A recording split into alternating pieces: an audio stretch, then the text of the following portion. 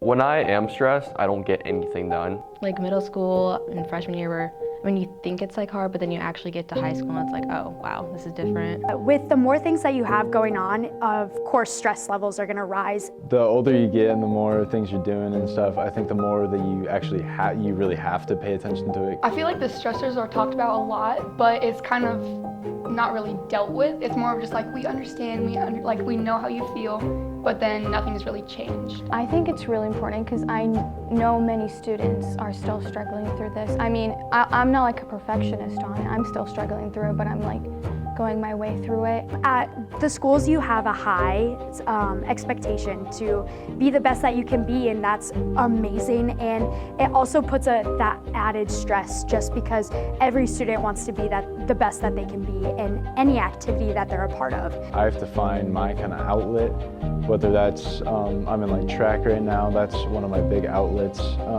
where it's just get your mind off whatever's driving you stress. Me and my friends, we just kind of like go back and forth about like how life has been, and we open up about just like subjects that we're kind of struggling on, and we sometimes like dive deep on these subjects, and we kind of just comfort each other and then give each other advices on how we can get by. I've never made a checklist before, and this year I just started it. I just started making checklists, and I kind of feel like so good about myself right when I like just cross it off. You need to let yourself be heard. You have to, talk to people, reach out to people. You have to know when is too much for you, what's too much for you, and kind of go on from there. I feel like it's really important that we're having this.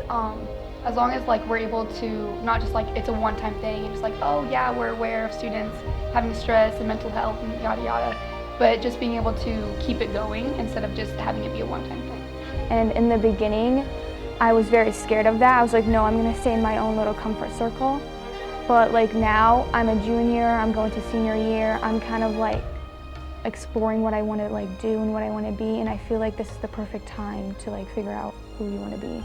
As a student, if we choose to go, we can see all of the ways to make our stress like easier and figure out how to cope with it, whether it's physical or mental, because I know both of those are going to be included there. Once the students like see all these like projects that the district is doing, they kind of start to recognize that the district is recognizing this type of like problem.